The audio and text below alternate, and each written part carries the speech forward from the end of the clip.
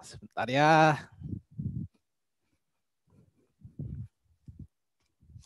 Oke, mohon maaf karena perjalanan dari komputer saya ke tempat saya live ini agak jauh ya. Jadi selamat datang buat teman-teman yang hadir di dalam kelas malam kita pada hari ini. Semua semangat ya. Kalau semangat itu adalah hal yang baik ya, karena kita di sini akan belajar hal yang cukup banyak sih ya untuk pemotretan dengan menggunakan handphone ya. Oke, jadi saya nggak akan lama-lama lagi ya, saya akan langsung memulai materi kita pada hari ini dan kita akan langsung ke dalam slide kita.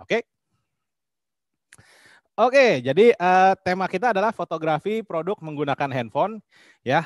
Kelasnya sudah dimulai ya. Jadi untuk teman-teman yang ingin berinteraksi dengan saya ya bisa menggunakan tombol chat di sini, dan juga untuk teman-teman yang ingin memberikan pertanyaan kepada saya bisa menggunakan Q&A di sini ya. Oke, jadi buat teman-teman yang belum pernah Zoom, saya rasa sih kita udah Corona 1 tahun, masa sih belum ada yang tahu pakai Zoom gitu loh, kayaknya sih itu hampir mustahil ya. Oke, jadi pertama-tama saya ingin mengenalkan dulu ya tentang smartphone dan juga kamera yang ada di dalam smartphone kita ya. Jadi biasanya kelebihan-kelebihan yang ada di dalam smartphone dibandingkan dengan kamera yang terpisah begitu ya. Ya biasanya kita semua sudah punya sendiri ya, dan harganya sudah cukup terjangkau. Kenapa? Karena biasanya kita udah punya ya. Kebetulan juga ya handphone kita ini dapat digunakan untuk foto dan video, dan canggihnya bisa sekaligus mengedit semuanya dan bahkan langsung kita bisa upload ataupun juga langsung ya bahasa Indonya apa ya, kayaknya unduh-unggah gitu lah ya ke dalam sosmed kita ataupun juga ke dalam marketplace yang kita ingin berikan gitu loh ya. Oke, atau kita kerjakan ya. Tetapi masalahnya adalah ya handphone kita mempunyai beberapa kendala ya. Jadi sama seperti kamera terpisah ya. Jadi contoh-contohnya kamera-kamera profesional yang ada, kamera handphone pun juga mempunyai kelemahan, yaitu adalah kelemahan utama yang ada di dalam kamera tersebut, yaitu adalah satu, nggak ada pilihan lensa. Dan kenapa ini menjadi suatu keterbatasan daripada kamera handphone, yaitu adalah kamera handphone sendiri ya,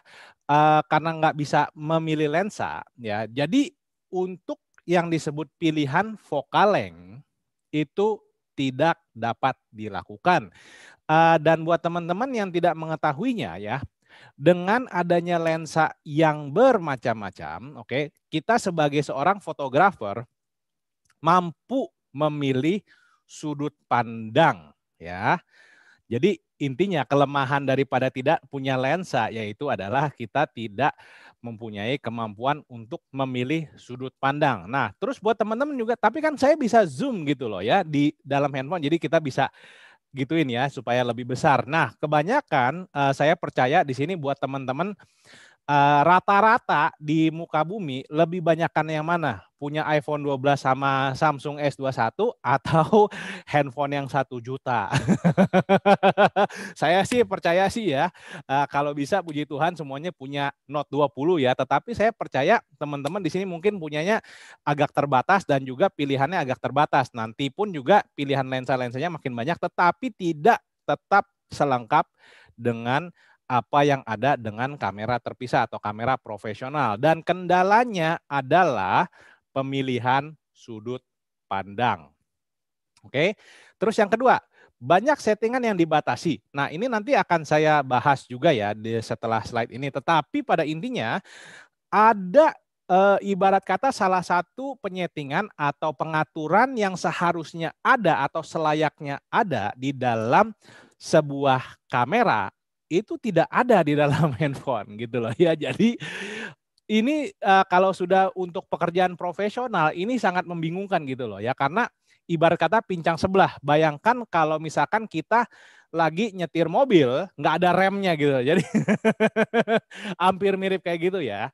Terus tidak mempunyai opsi RAW yang baik. Nah, ini kalau untuk dari opsi RAW ya, ini mungkin untuk dari segi di mana kita ingin mengedit fotonya secara maksimal ataupun juga secara banyak banget gitu loh. Jadi ibarat kata begini, teman-teman mungkin pernah ngedit dan akhirnya hasilnya pecah atau hasilnya jadi kurang baik, ya.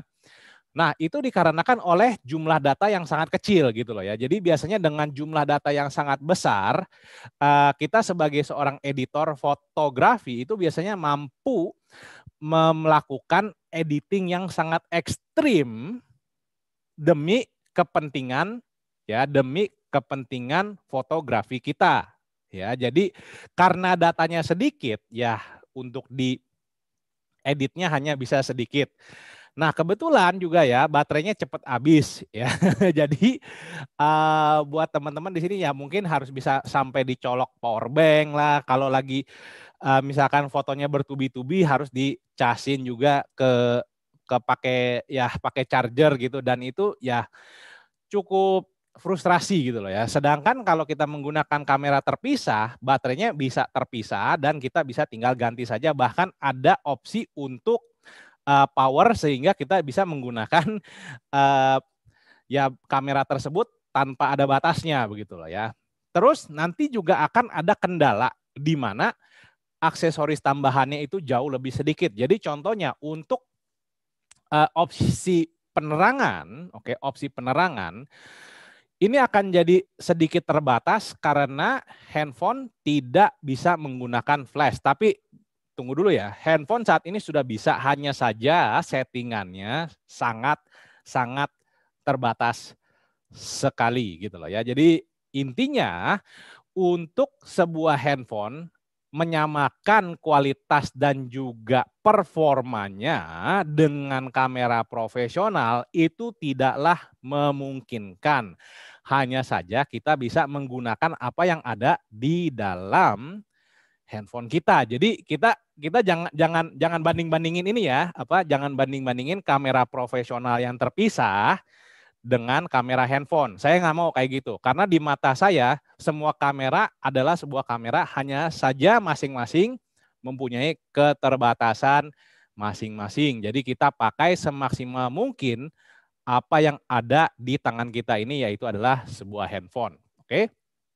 Jadi pada saat kita ingin mengambil sebuah gambar ya di dalam kamera apapun termasuk handphone ataupun juga menggunakan kamera terpisah, kita ingin mengambil sebuah foto dan proses tersebut itulah yang disebut sebagai sebuah exposure, karena kita menangkap sebuah cahaya yang terpantulkan oleh benda tersebut dan itu disebut sebagai exposure. Dan exposure ini artinya adalah ya kita ingin mendapatkan foto dengan kecerahan yang ideal sehingga hasil yang kita hasilkan itu tidak terlalu gelap ataupun juga terlalu terang ya. Dan cara kita mendapatkan sebuah exposure yaitu adalah dengan menggunakan exposure triangle.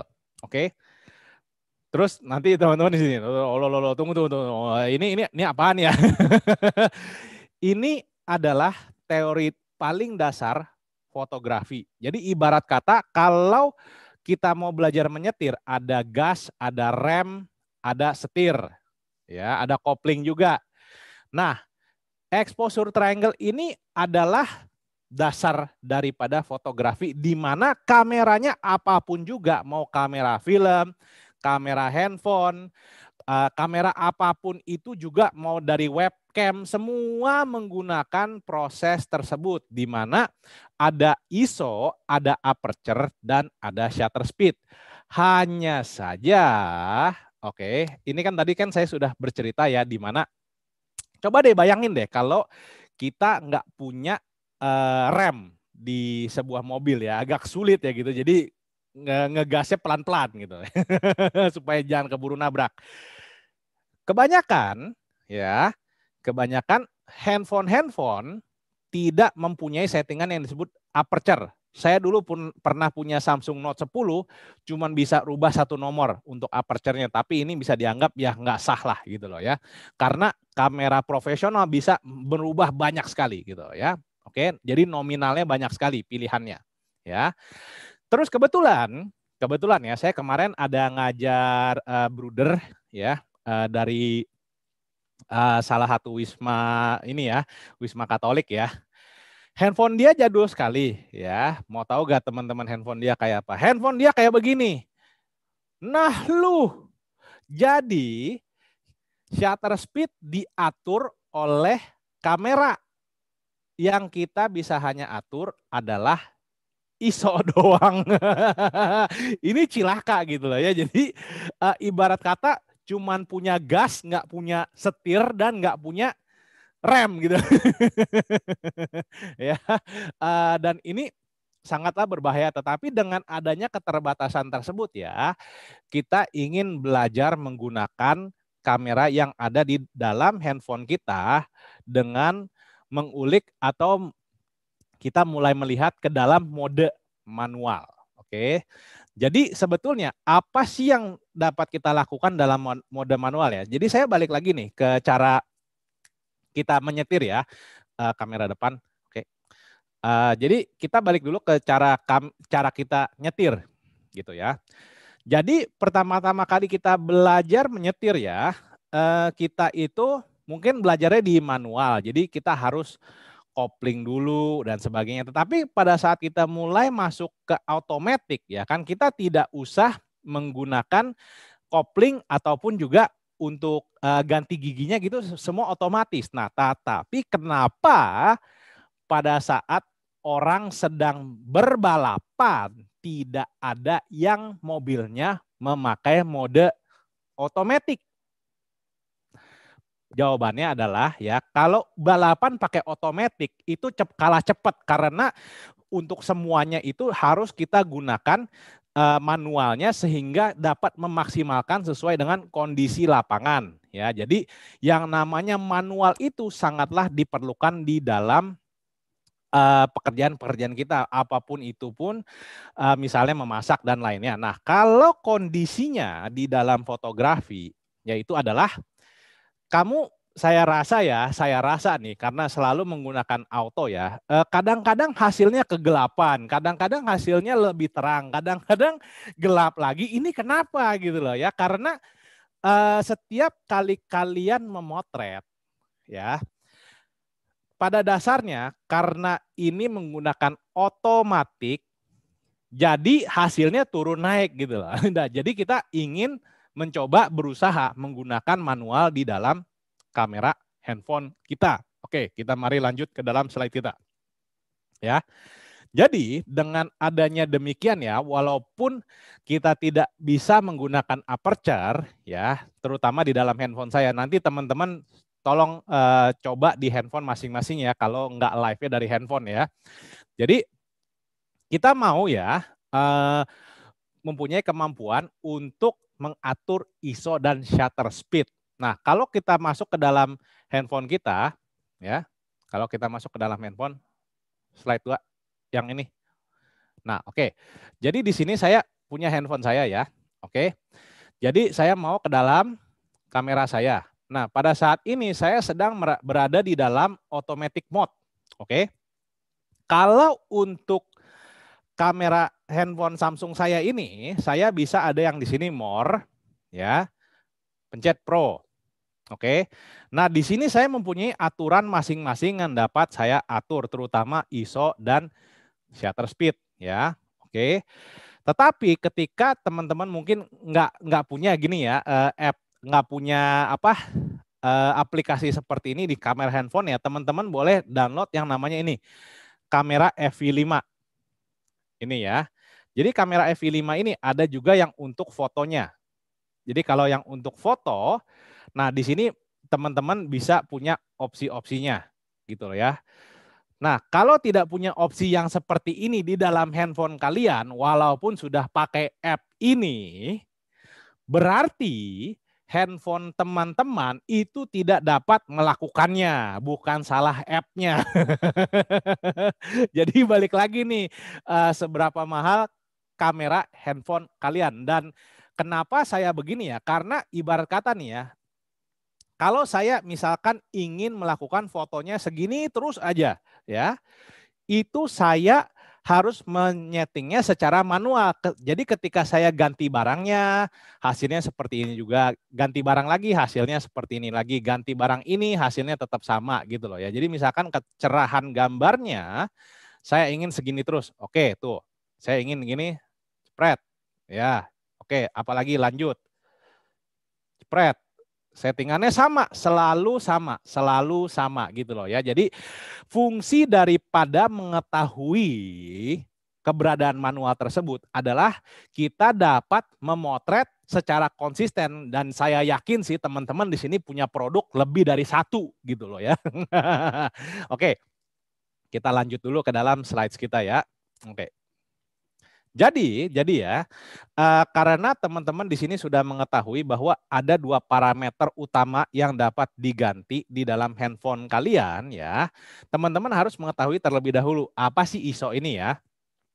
Jadi ISO ini adalah seperti daya tangkap sebuah kamera terhadap cahaya, di mana ya ISO ini juga seperti tidak menambahkan jumlah cahaya gitu. Dia hanya mengamplifikasi jumlah cahaya yang diterima ya. Tetapi untuk gampangnya ya, jadi ketika teman-teman menggunakan nominal yang rendah seperti yang di sini ya, maka ketika teman-teman menggunakan manual ya, gambarnya akan otomatis menjadi lebih gelap. Tetapi dengan menggunakan nominal yang lebih tinggi seperti di atas ya, maka gambar teman-teman akan menjadi lebih terang.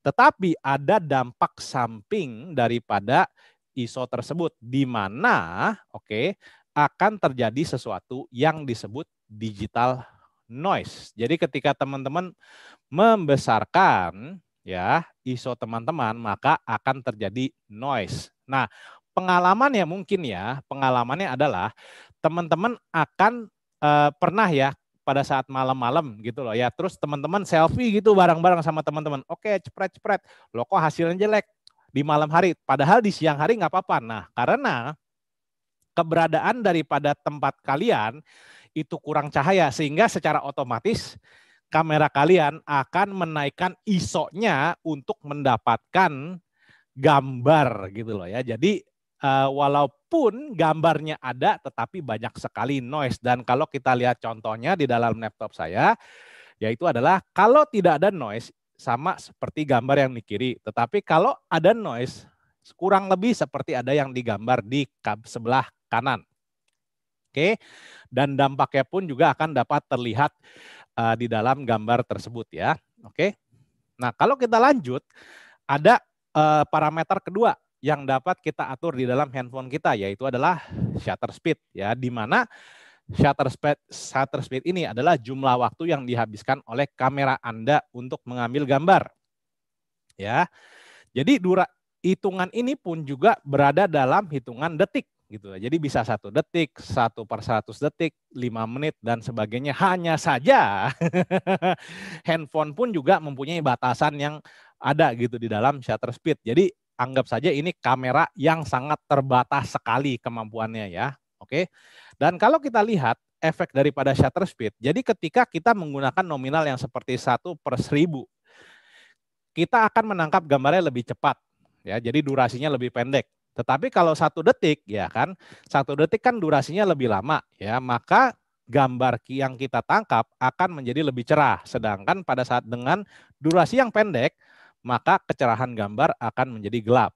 Dan efek samping daripada shutter speed yaitu adalah motion blur, di mana ketika kita menggunakan durasi yang lebih panjang, maka pergerakan daripada benda maupun juga pergerakan daripada kamera kita atau handphone kita itu akan tertangkap dan akan berdampak di dalam hasil akhir kita.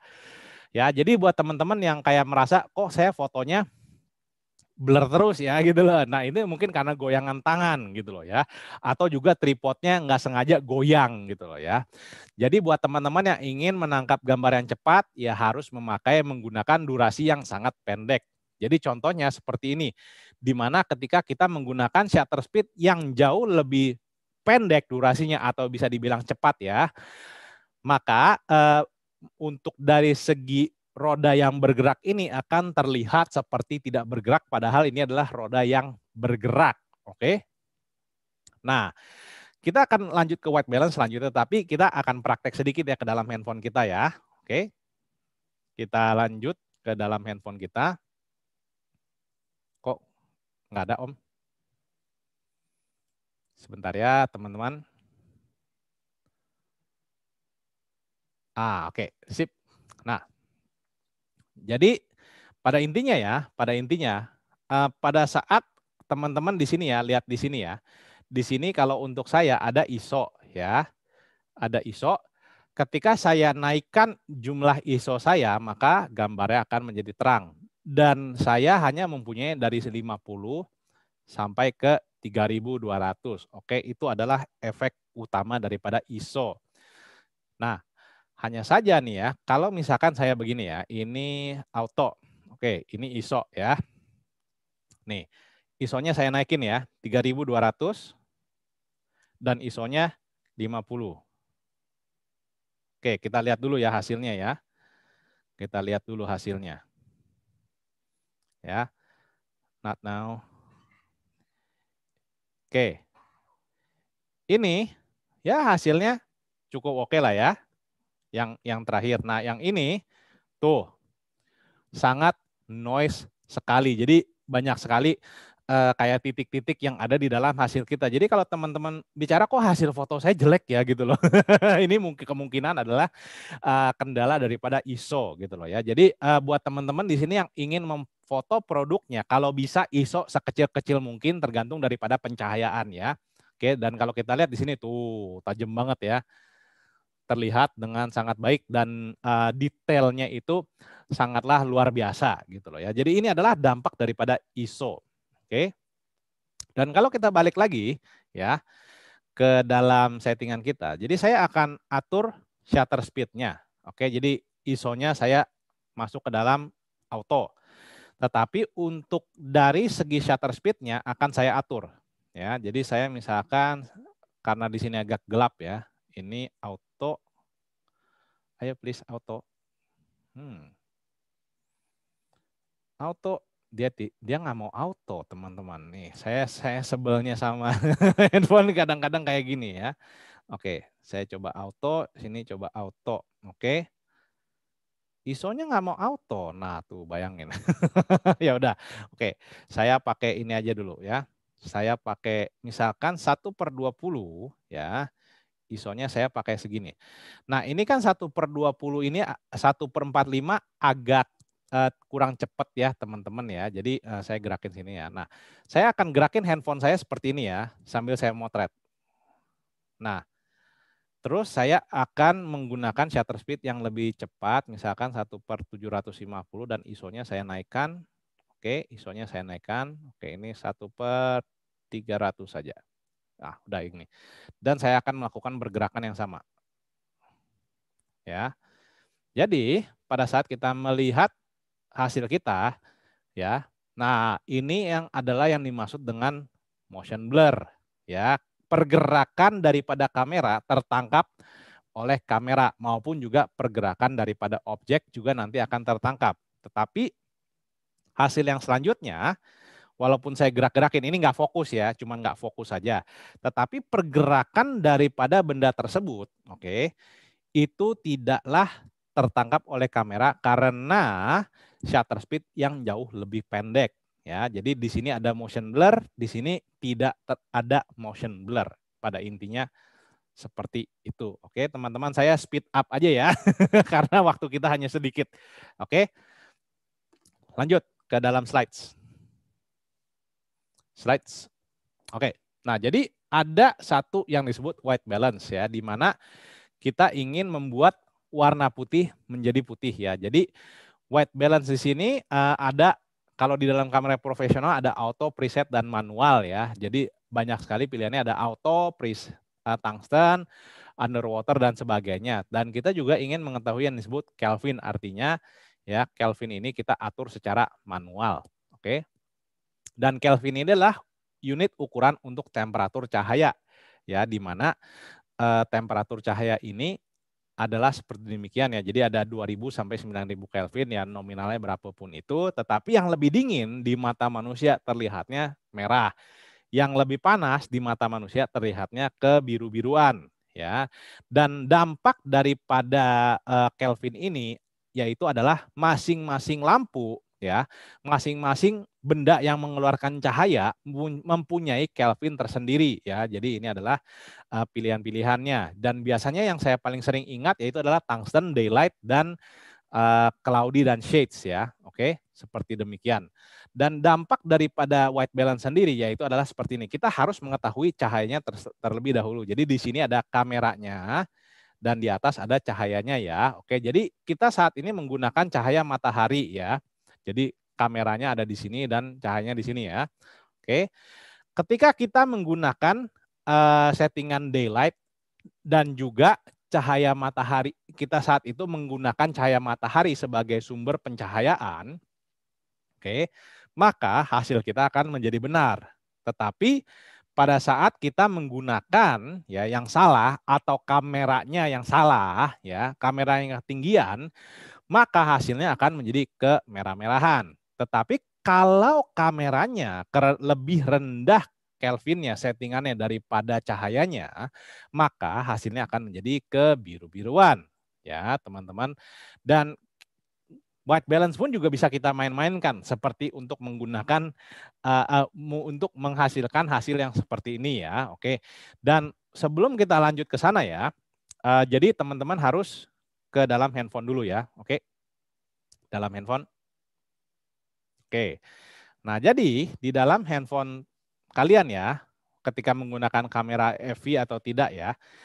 Jadi di dalam promote ini ya, saya punya pilihan untuk white balance di sini, dan di sini ada pengaturan Kelvinnya. Saat ini ruangan studio saya menggunakan daylight atau yang disebut 5.500 Kelvin ya pencahayaannya untuk ke muka saya gitu. Jadi pada saat saya menggunakan 5.500 atau dalam tanda kutip daylight, nah kalau kita lihat ini tangan saya benar ya tuh ya, oke. Tetapi ketika saya menggunakan yang lebih rendah seperti yang tadi saya bilang tuh, tangan saya menjadi kebiru-biruan, oke. Tetapi ketika saya menggunakan yang lebih tinggi, nah tangan saya menjadi kemerah-merahan. Tuh. Jadi buat teman-teman yang pakai kamera handphone harus tahu ya kurang lebih Kelvinnya di mana, dan saya percaya kalau teman-teman pakai settingannya auto, Kelvin ini akan berubah terus-menerus ya, walaupun teman-teman pakai light box gitu loh. Ya. Jadi ini sangat bahaya sekali ya. Oke. Jadi teman-teman sudah tahu caranya menggunakan ISO, shutter, dan juga white balance. Jadi kita lanjut ya. Kita hanya, wow, time kita sangat sedikit. Oke, jadi untuk komposisi sih ya kita bayangkan itu kita hanya harus mengatur apa yang ada di dalam foto kita ya. Jadi kita bisa bergerak maupun juga objeknya bisa bergerak, dan nanti kita akan atur ulang ya. Jadi ini kalau ini sih untuk pemotretan orang ya. Tetapi pada umumnya biasanya di YouTube ataupun dimanapun selalu menganjurkan rule of third, dan rule of third ini sebetulnya apa ya? Jadi kita hanya ingin menempatkan ya benda-benda yang seharusnya dilihat oleh orang-orang ya, itu berada di hotspot tersebut. Jadi kalau foto produk ya, kita bagi layar kita menjadi 3 ya, secara vertikal dan juga horizontal, dan ada tempat melihatnya gitu loh ya. Oke. Dan juga ada center di mana ini biasanya kita sering pakai ya untuk foto produk-produk kita. Jadi di tengah aja gitu loh ya. Karena jujur aja kalau kita foto produk yang simple ya, cukup ini saja sih yang harus digunakan gitu loh ya. Terus untuk dari segi pencahayaan ya, pencahayaan ini sering sekali ya, banyak sekali mistisnya gitu loh ya di dalam pemotretan gitu. Padahal pencahayaan sih cukup simpel ya. Jadi untuk dari segi lighting sendiri ya, kita itu menggunakan yang disebut cahaya yang natural ataupun juga cahaya yang dibuat. Dan dalam pemotretan tersebut juga ada yang disebut cahaya yang nyala terus atau flash, jadi yang cus gitu ya. Nah, pada saat kita menggunakan lighting ya, lebih baik sih seperti lightbox yang seperti ini ya. Jadi ini bisa digunakan ya secara general ya, teman-teman bisa bikin sendiri ya untuk seperti ini. Tetapi ya kalau untuk dari segi lightingnya sendiri ya teman-teman juga bisa menggunakan satu lampu softbox besar dan nanti dipantulkan kembali ya. Oke. Jadi teman-teman juga bisa pakai jendela gitu. Jadi di siang hari ya. Jadi tetapi pada intinya ada satu fungsi di mana kalau teman-teman pakai fitras ya, nanti hasilnya akan jauh lebih berbeda dengan yang tidak pakai fitras gitu loh. Jadi kalau teman-teman mau yang seperti ini atau soft ya, lebih lembut, harus pakai fitras atau diffusion ya yang sangat besar ya. Jadi pada umumnya ya saya nggak tahu kenapa ya, karena mungkin karena foto yang di sebelah kanan situ ya, di sebelah kanan sana, oke, itu jauh lebih gampang dihasilkan oleh teman-teman dibandingkan dengan yang ada di kiri sini. Nah, padahal dengan menggunakan cahaya yang besar, ya, lebih besar dari bendanya, maka hasil yang ada di kiri ini akan lebih mudah tercapai, gitu loh ya.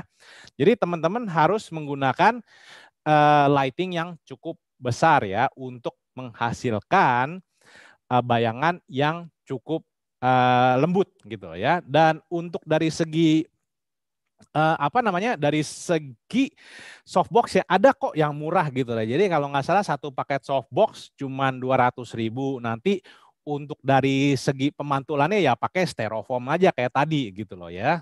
Oke. Nah, untuk editing PicsArt sendiri ya, kita kan udah sampai editing nih ya.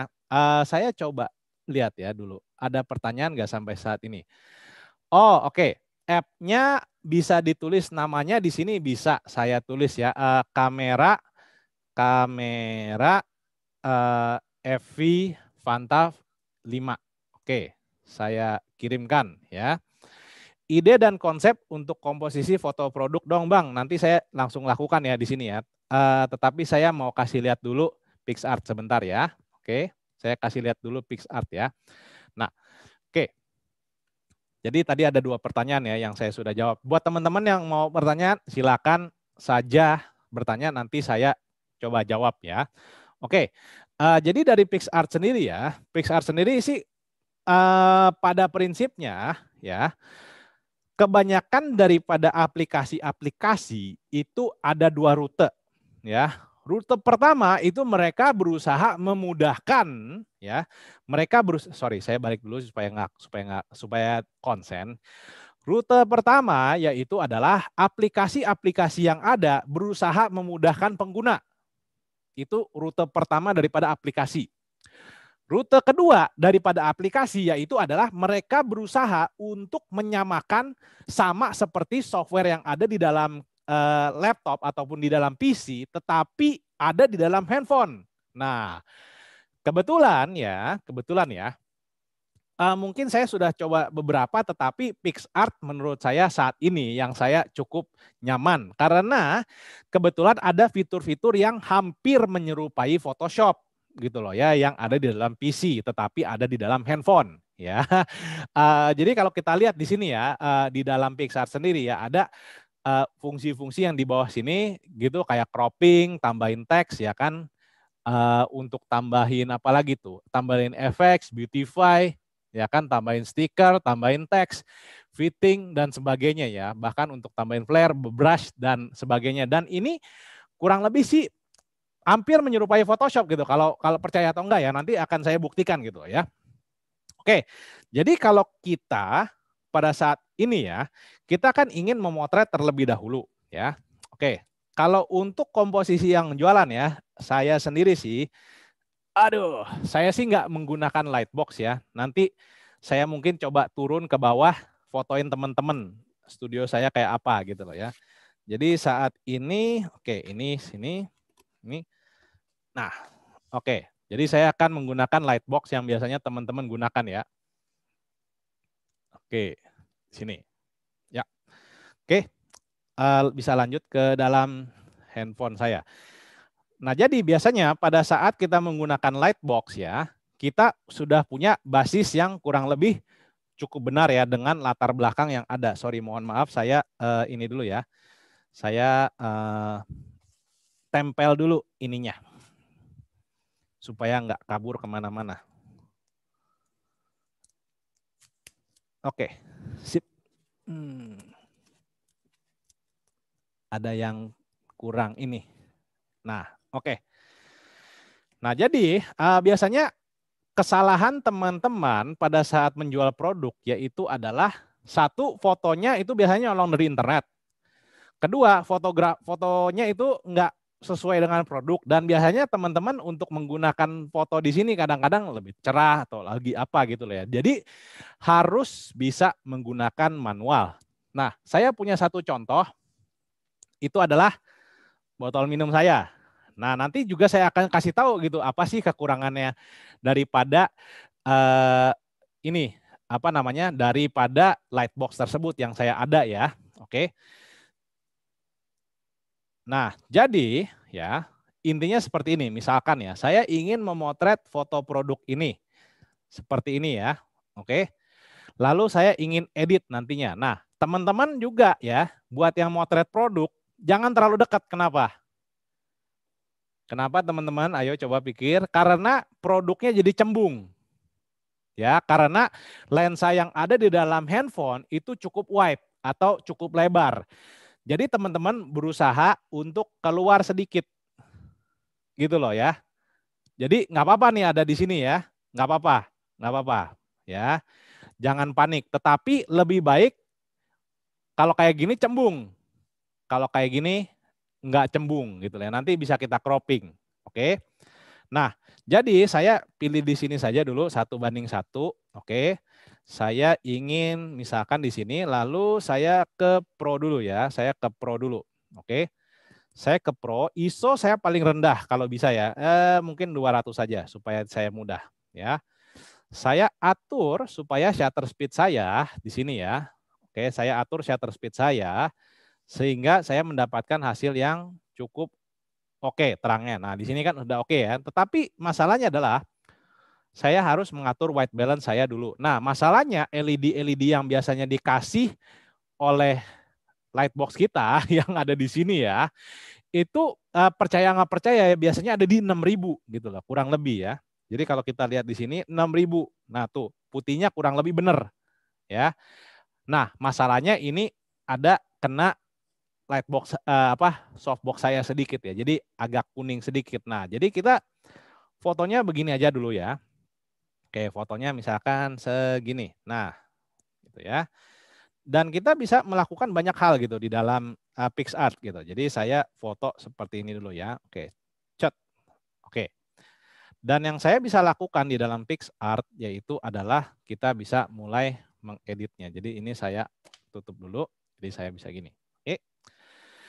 Kita ke PixArt. Oke. Make awesome. Ya. Jadi kita bisa tekan plus di sini ya. Kita bisa menggunakan yang ini ya. Saya bisa mulai pertama-tama crop dulu. Crop. Sep. Sep. Sep. Sep. Dan ya. Terus saya bisa melakukan fit seperti ini ya. Oke, jangan ini dulu. Saya lebih baik daripada itu saya melakukan tools dulu dan adjust dulu untuk kecerahannya. Jadi kontrasnya bisa saya turunin, brightness-nya bisa saya naikin dikit ya. Oke. Shadow highlight karena di belakang putihnya kan highlight ya. Jadi saya bisa naikkan dulu highlight-nya. Misalkan seperti ini ya kan. Lalu apakah temperaturnya saya harus rubah? Ya mungkin sedikit ke arah sini ya. Saturation-nya saya mungkin mau naikkan. Oke. Shadow-nya saya mau turunin supaya lebih lebih ada kegelapan. Lalu saya tinggal cancel ini oke. Lalu saya lakukan fit. Fit sini seperti ini misalnya ya. Oke. Dengan oke, jadi saya back dulu discard, saya back dulu ya.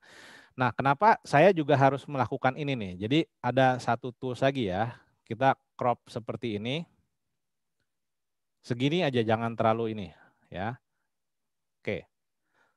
tahan di sini, lalu kita lakukan fit. Nah, di bawah sini ya, di bawah sini ada yang namanya ini image ya, atau backgroundnya image sama dengan ini. Bisa kita blur juga gitu loh ya. Nah, jadi yang si image-nya ini ya, itu bisa kita gunakan sebagai background juga. Jadi misalkan kita tutup di sini ya, atau kita bisa menggunakan apa yang ada di sini. Jadi saya begini dulu deh, saya begini dulu ya. Saya gini dulu. Nah, saya gini ya. Saya screenshot ini, saya screenshot ya. Oke. Saya crop dulu ya. Saya crop seperti ini, crop. Oke. Crop. Oke. Saya crop di sini, saya download. Nah, tunggu sebentar ya. Saya zoom out lagi ya. Saya gini dulu. Fit image ya. Bukan free to edit, search. Oh, bukan. Oke. Sebentar ya. Background. Tadi mana ya? Yang ini saya. Background plus browse my items. Bukan.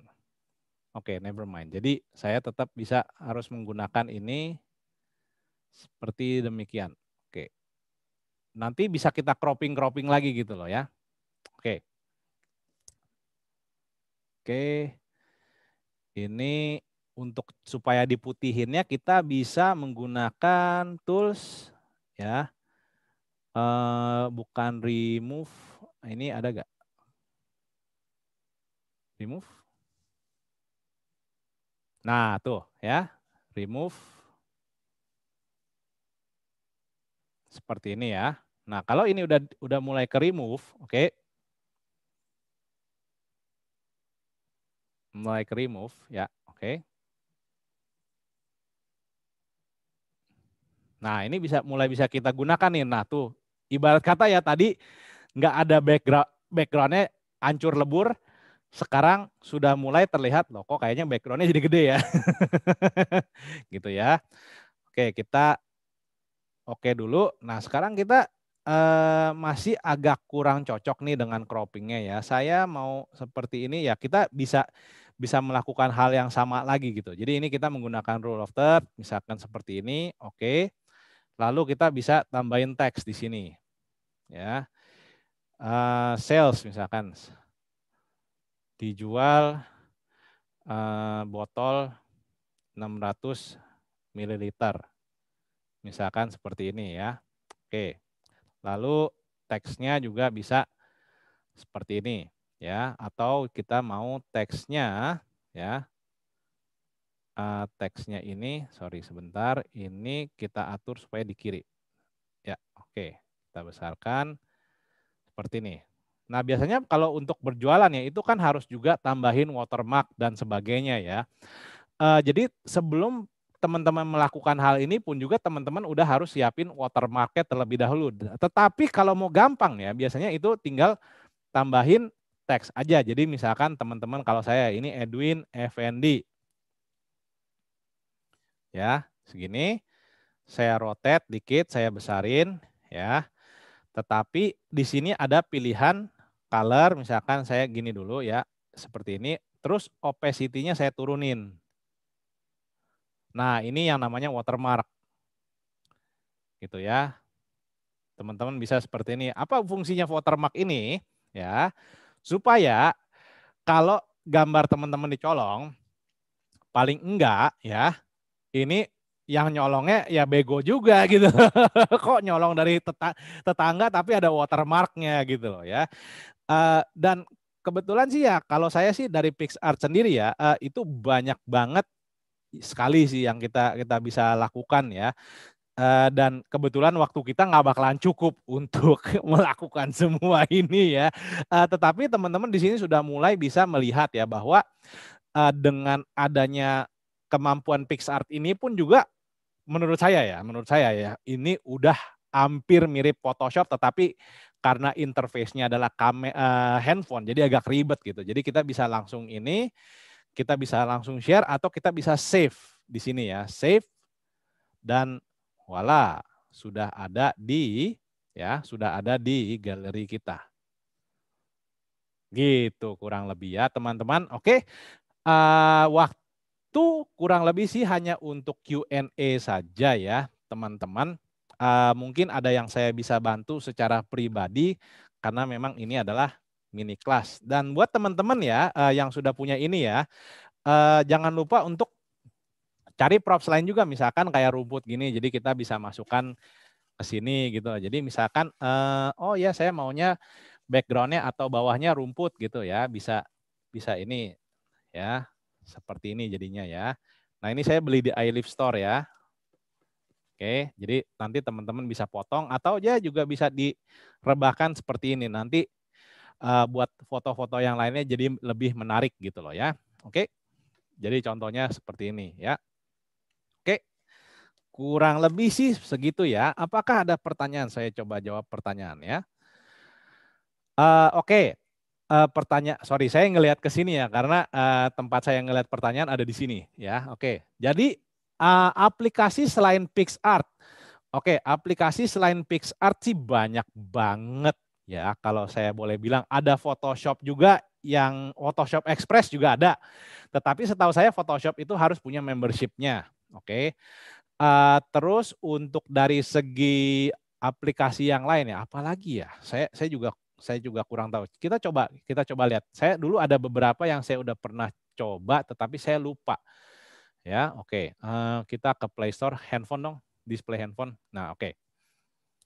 Nah, jadi kita mau ke Play Store ya. Play Store, where are you? Aha. Ya, teman-teman jadi ketahuan saya main Mobile Legends. Edit foto. PicsArt, oke. Nih ada Adobe Photoshop, ya kan. VSCO juga bisa. Snapseed juga bisa nih. Snapseed juga dulu saya pernah coba, itu saya cukup suka. Ini kalau yang dari InShot, ini mungkin cukup oke nih, ya. Tetapi balik lagi ya teman-teman ya. Ada yang berusaha untuk menyamakan seperti Photoshop, tetapi ada juga yang berusaha ya sendiri aja gitu loh ya. Oke. Oke, itu sudah terjawab. Oke, saya menggunakan Snapseed gimana? Apakah kualitasnya masih di bawah PicsArt? Saya pernah gunain Snapseed. Saya berasa bahwa Snapseed itu, coba nih, saya enable, saya open ya. Oke, tap anywhere to add a photo, ya kan, ya kayak seperti ini. Oke, nah toolsnya juga ada banyak ya di sini ya. Toolsnya juga banyak. Menurut saya sih nggak ada salahnya ya pakai Snapseed ya kalau misalkan kamu mau. Tetapi kebetulan saya udah terbiasa sama PicsArt gitu loh. Tapi kalau saya lihat di sini ya ada detail, ada curve, ada white balance ada gitu loh ya. Jadi white balance bisa kita atur. Nah ini udah pasti penting ya. Oke. Terus ada cropping tool ya. Cropping tool ini juga salah satu yang penting di dalam sebuah aplikasi ya. Nggak dipungkiri. Tetapi masalahnya kadang-kadang, nah ini nih, kalau PicsArt nih ya, saya nggak bisa fit yang kayak tadi tuh. Jadi saya maunya fit dilebarin jadi satu frame Instagram. Nah itu yang saya mungkin agak kesulitan di sini gitu. Jadi saya nggak tahu bagaimana atau tidak ada fitur tersebut di sini gitu loh ya. Jadi kadang-kadang saya mau bikin fotonya kotak untuk saya jualan, nah itu agak sulit gitu. Tapi kalau di PicsArt seperti yang tadi kalian lihat ya, ada gitu ya. Nah tetapi biasanya ini jadi saya harus double, saya harus bikin frame-nya dulu, baru saya tools, dan bahkan tadi untuk remove-nya, toolsnya di sini nggak ada gitu loh ya. Oh ada healing ada, tetapi ya balik lagi saya nggak bisa bikin frame langsung gitu. Jadi ya kurang lebih begitu ya, jadi udah di answer live. Oke, Pak, apakah ada rumus untuk pengaturan kamera? Kapan pakai ISO rendah, kapan pakai ISO tinggi? Saya masih belum paham yang ini. Oke, prinsipnya gini aja ya, kalau masalah ISO. Kadang-kadang ada sewaktu-waktu di mana pada saat kita menggunakan ISO yang rendah, kita tidak mendapatkan hasil yang cerah. Pada saat momen itu terjadi ya mau nggak mau ISO dinaikkan tetapi kualitas kita menurun gitu. Tetapi kita juga bisa menggunakan shutter speed. Jadi jangan ISO doang gitu loh ya. Jadi yuk kita ke dalam handphone kita ya. Jadi pada saat kita menggunakan kamera kita ya, jadi contohnya saya tetap nih kekeh nih ingin menggunakan ISO yang cukup rendah. Ya sudah, saya harus menggunakan shutter speed yang lebih lama. Nah, ini kan foto produk ya. Jadi teman-teman bisa gunain apa? Gunain sebuah tripod untuk pegang kamera ini ya.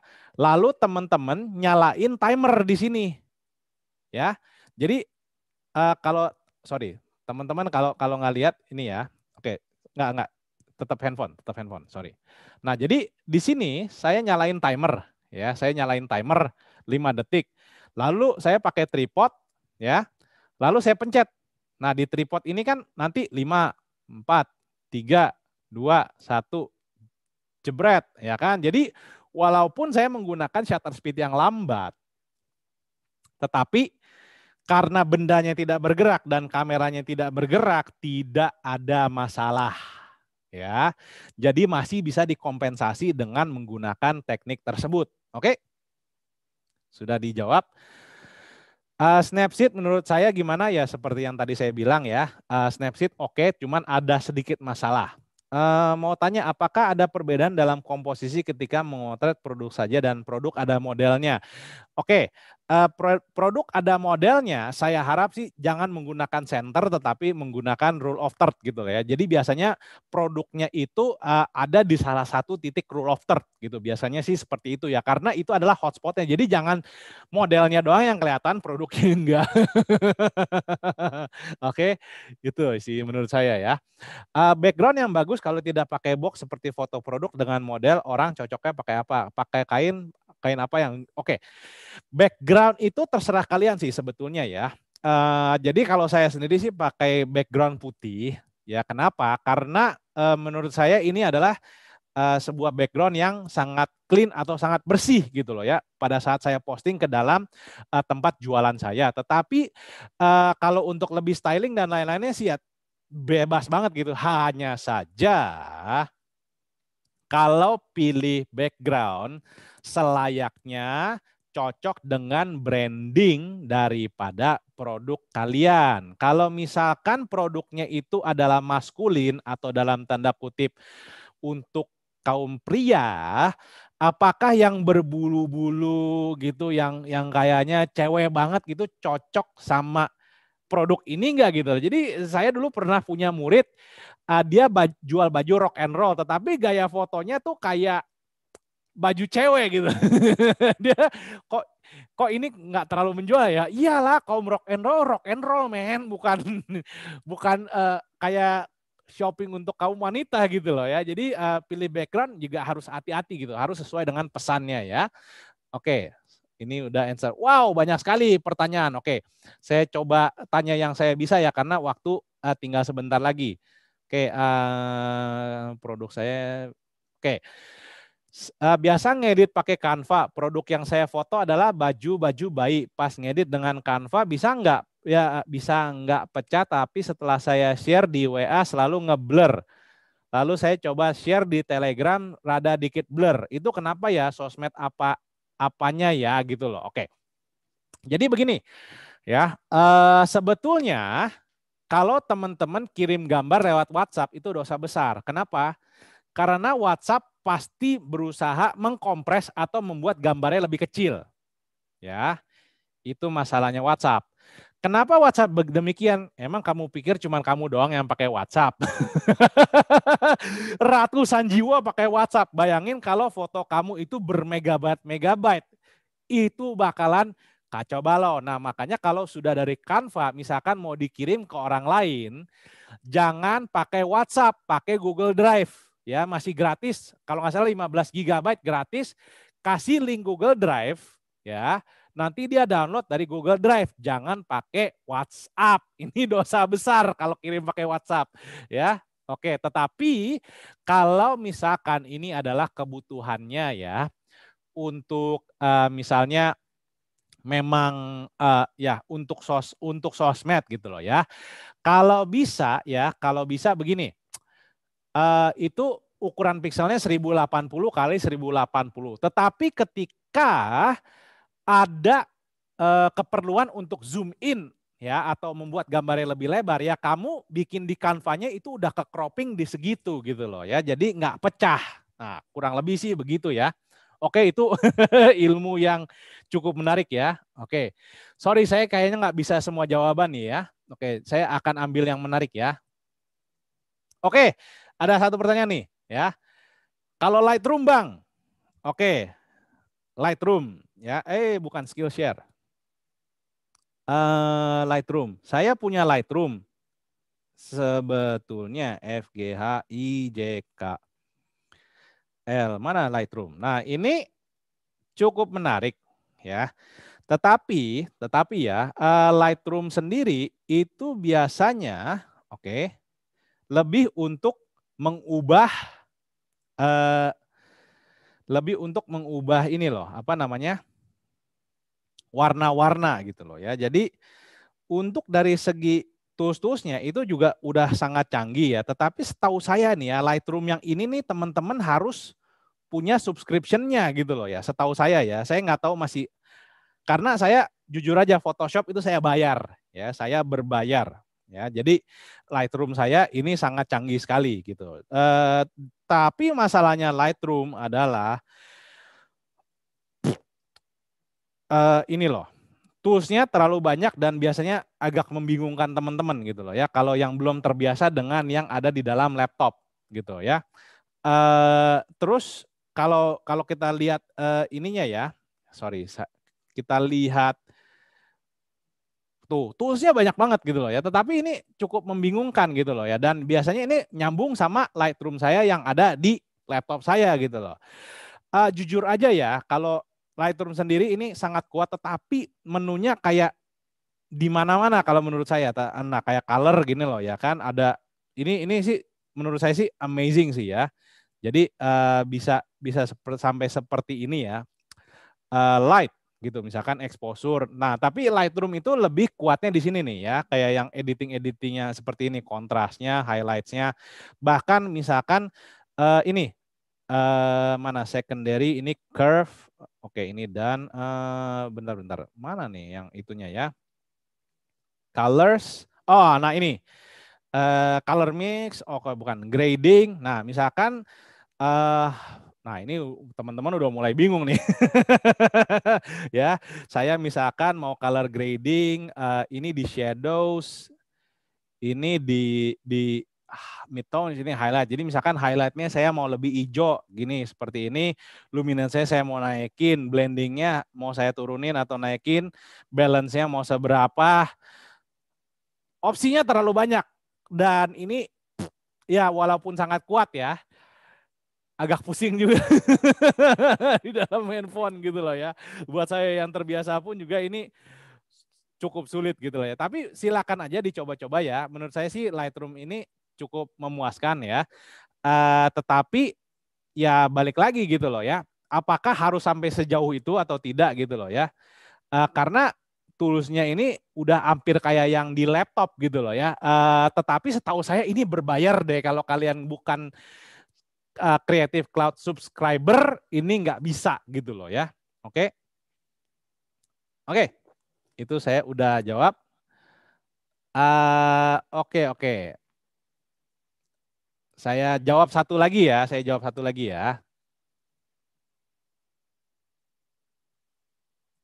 Oke. Bentar ya. Nah, aplikasi edit foto apa saja yang bisa kita gunakan di handphone yang hasil editnya tidak terkompres atau mengecil resolusinya? Pengalaman, misalnya file foto asli 2,5 MB setelah diedit di aplikasi HP diedit menjadi 500 kilobyte saja. Menurut saya ya, ini lebih ke arah yang Photoshop tadi gitu loh ya. Jadi Photoshop sendiri ya berbayar gitu loh, dan Lightroom juga berbayar. Jadi kalau kenapa harus sampai dikecilkan ya? Next, get started. No. Oke. Kenapa sampai harus dikecilkan ya? Karena dia itu next. Oke, sebentar ya. Oke. Next, save to gallery. Ya. Nah, di sini ada tulisannya tuh. Size-nya berapa? Ya, JPEG quality-nya berapa? Sejauh ini saya belum ketemu aplikasi lain yang punya ada seperti ini. Original, JPEG quality-nya maksimum atau berapa. Photoshop ada karena mereka adalah dewanya edit foto gitu ya. Tetapi setahu saya nih, kalau pakai Photoshop Express ada watermarknya seperti ini ya. Kalau mau none, ya itu juga bisa. Nah, kalau saya punya Creative Cloud ya, jadi saya bisa nyambung semua ke Lightroom, ke library saya, ke Creative Cloud saya. Tetapi saya rasa sih ini bukanlah software yang gratis ya. Oke, jadi walaupun gratis juga pasti ada watermarknya dan nanti teman-teman akan kesusahan gitu ya. Oke. Mungkin kurang lebih sih begitu aja ya dari Q&A ya. Sorry ya buat teman-teman yang saya nggak bisa jawab ya.